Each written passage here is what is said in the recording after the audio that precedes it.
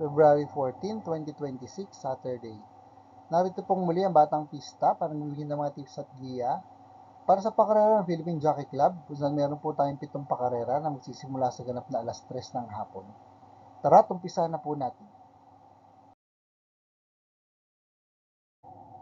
Race number 1, the start of winner take all, covering races 1 to 7, with a distance of 1,400 meters, 3 all in above maiden race placers. Dito po sa race number 1, pampremera ko po entry number 4, Phone Trick. Si Phone Trick po yung lumaban last January 30 dito po sa karera ng Philippine Jockey Club. Sa distansya 1,200 meters, siya po yung tala ng preba 113.6. Nang siya ay nalyamado, ngunit na segundo lamang sa nananong kabayan si Shade Cream.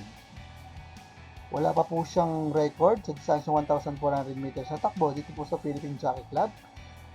Pero po last November 14 sa parehas na distansya at karerahan na 1,200 meters, siya po yung tala ng mas magandang preba 112.8 nang siya ay nasegundo sa nanalong kabayan si Toscanis Eagle. Tinalo niya po ron ang tumersero na si Concrete Solution. Panigundo ko po entry number 5 True Dogma na meron pa lang pong isang tekbo rito sa Philippine Jockey Club. Last February 5 sa kanya pong barrier race, sa distansya 1,200 meters, so kwenta na ng preba 114.4. Good luck po. Race number 2, the start of pick 6, covering races 2 to 7, with a distance of 1,400 meters. Pinaka-mating base on the capping system race class 4, 42 to 56 split. Dito po sa race number 2, solo ko na po. Entry number 2, every 4 years. Si every 4 years po, naangat sa laban, ay lumaban last February 1. Dito po sa karera ng Philippine Jockey Club, sa distansyang 1,615 meters, siya po ay nagpreba lamang ng 143.8 nang siya ay pumanglabing dalawa sa mga galing na kabayong si Top Customer at Lucency. Pero bago po yung last December 7, sa karera naman po ng Philippine Jockey Club, sa distansyang 1,600 meters, siya po ay tala ng magandang preba, 137.4 nang siya ay nasigundo sa nananong kabayong si Ace of Diamonds. Pero bago pa rin po yun, sa distansyang 2,000 meters, ito naman po sa karera ng Philippine Jockey Club. Last November 16, sa punta na magandang preba, 2 minutes and 3.6 seconds, nang siya ay pumanglima, sa mga kabayan sila Varati at Lucency. Pero muling panalo niya pong naitala ay nagawa niya sa distansyang 1,600 meters, sa karerahan po ng Metro Manila Turf Club last October 26, kung saan siya po ay nagtala ng magandang preba, 137.2. Nang tinalo niya ang mga kabayan sila Birdstone at Counter Attack. Good luck. Race number 3, the start of pick 5, covering races 3 to 7, with a distance of 1,400 meters, 3 all in above maiden race placers. Dito po sa race number 3, pampremera ko po entry number 3, War Emblem. Si War Emblem po ay lumaban last February 1. Dito po sa karera ng Philippine Jockey Club, sa distansyang 1,400 meters. Siya po ay tala ng preba, 128, sarado. Nang siya ay nalyamado, ngunit na segundo lamang sa nanalong kabayan si Be Kind. Pero bago po yun, last January 17, sa distansyang 1,300 meters naman po, dito rin po sa karera ng Philippine Jockey Club, so po ay nagtala ng magandang preba, 1 minute and 19.8 seconds. Nang siya ay nasigundo sa nanalo kabayan si Pasilleno. Panigundo ko po entry number 6, Black Panther, na uling lumabang po last February 1 din po.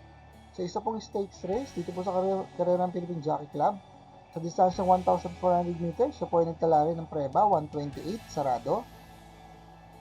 Nang siya ay pumangatlo sa mga kabayan sila Diamante at Rookie Player.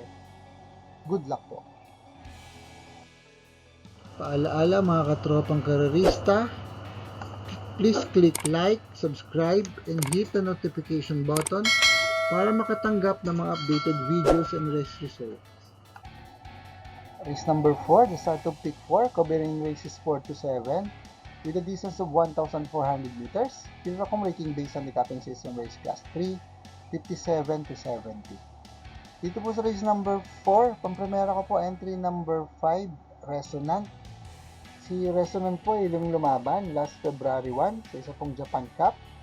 Sa distansyang 1,650 meters, dito po sa karera ng Philippine Jockey Club.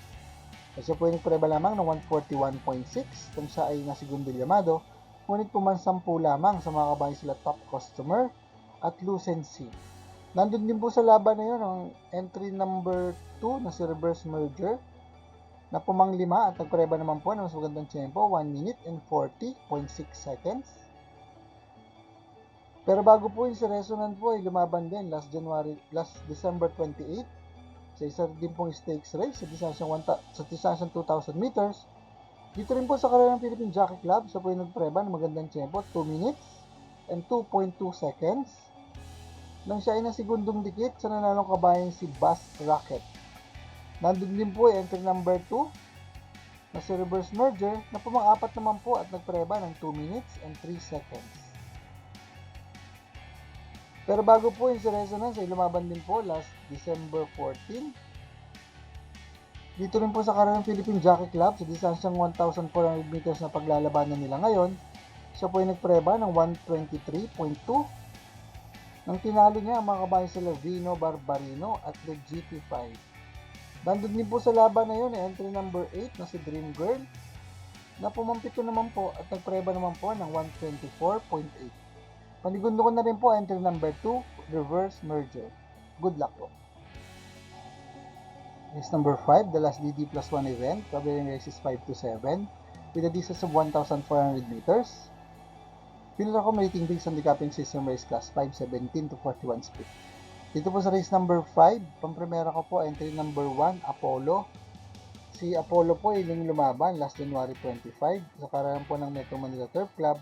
Sa distansyang 1,400 meters, siya po ay nagpreba ng 132.6. Nang siya ay na tersero, sa mga kabayan sila Sky Plus at Victorious Passion. Pero bago po yung last December 27, kanya pong huling laban dito po sa karera ng Philippine Jockey Club, sa distansyang 1,400 meters, so po yung tala ng preba, 131.6, nang siya ay pumangpito, sa mga kabayan sila Surplus Boy at Thy Will Be Done. Pero bago po yung last November 15, sa parehas dito sa Sunset Karerahan, so po yung tala mas magandang preba, 131.4, nang siya ay pumangpito, sa mga kabayan sila Cool Mom at One of a Kind. Panigundo ko na rin po entry number 2, Best Shot na huling lumaban po last January 31. Dito po sa karera ng Philippine Jockey Club sa distansyang 1,400 meters at siya po ay nagpreba ng 133.8. Nang siya ay pumangsyam sa mga kabayan sila Queen Margot at Street Queen. Pantersero ko po entry number 4 ay Love Mati na huling lumaban po last February 5. Sa distansyang 1,200 meters, ito po sa karera ng Philippine Jockey Club at siya po ay nagpreba ng 115.2 nang siya ay na segundo llamado, ngunit po mga tatlo lamang sa mga kabayan sila Golden Aria at My Jopay. Ang huling laban niya po sa distansyang 1,400 meters na paglalabanan nila ngayon, dito po sa karera ng Philippine Jockey Club ay nagawa niya last December 27 kung saan siya po ay pumang-apat. So mga kabayan sila Surplus Boy at Thy Will Be Done. Good luck po. Race number 6, the penultimate race with a distance of 1,400 meters. Final accommodating based on the capping system race class 5:17 to 41 speed. Dito po sa race number 6, pang-primera ko po ang at sa laban. Entry number 6, Cool Mom. Na huling lumaban po last February 1. Dito po sa karera ng Philippine Jockey Club sa distansyang 1,400 meters. So po yung tala lamang ng preba, 129.6. Nang siya ay na segundo llamado, ngunit po mga apat lamang sa mga kabayan sila Isla Puting Bato at Karing Melody. Pero bago po yung last November 30, siya po yung tala ng panalo sa parehas sa Sunset Karerahan at siya po yung nagpreba ng 128.8. Nang tinalo niya, mga kabayan sila Color Blast at Go Gigo. Nandun din po sa laban na yun, entry number 1, Clairvoyant, na pumang-apat naman po at nagpreba ng 129.6. Pero bago po yung si Kulma, may nagtala pa rin ng panalo sa distansyang 1,400 meters dito po sa karera ng Philippine Jockey Club. Last November 15, kung siya po yung nagtala, mas magandang preba, 128.2. Nang tinalo niya, ang mga kabayan sila One of a Kind at Fearless. Panigundo ko po, Diadong Kalok, entry number 5, Marquez Angel, na huling lumaban naman po last February 5. Dito po sa karera ng Philippine Jockey Club, sa distansyang 1,200 meters, sa puwenta na ng preba, 116.2. Nang siya ay pumanglima sa mga kabayan sila Quincy at Cheese City. Pero bago po yun, last January 4 sa distansya 1,200 meters, ito po sa Karayong Philippine Jockey Club din. Sa point lang, mas magandang preba, 114.8. Nang siya ay nasigundong dikit, sa nananong kabayan si Bonnie Avenue. Pinalo niya po dun sa datingan ng tumersero na si Cheese City. Good luck po. Race number 7, the last race of the day with a distance of 1,400 meters.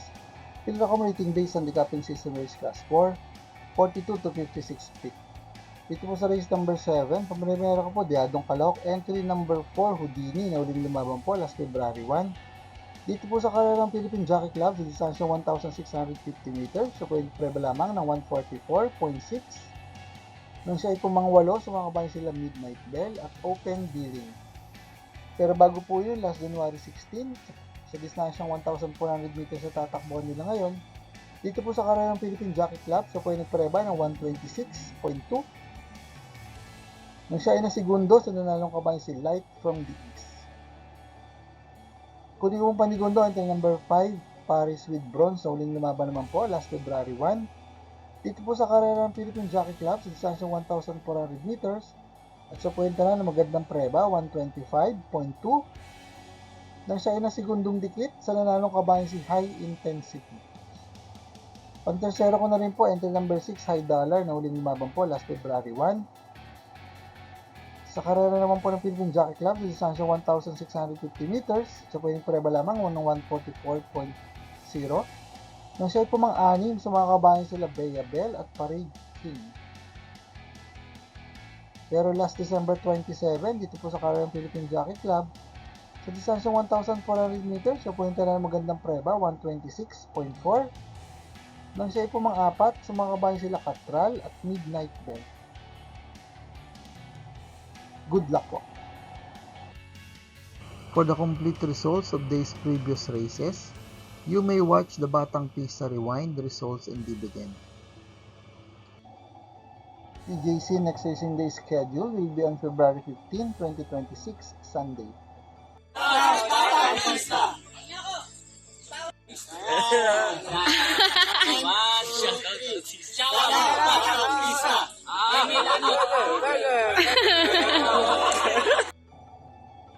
Shoutout po natin ang team mga kapisa na sina Sir Bobby Salsos, Sir Celestino Abejo, Sir Makisco, Sir George Abella, Sir Alvin Bauzon, Sir Bernie Angeles, Sir Apolinario Linis, at Sir Said Ban.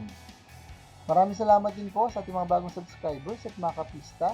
Sa mais po mga tanggap ka updated race results and dividends at magya sa karera, please like, share, and subscribe sa ating Batang Pista channel. Click ang notification bell para makareceive ng mga bagong videos. Paalaala mga kapista, ng karera po ay libangan lamang at gamitin lamang pong sobra sa ating kakayanan.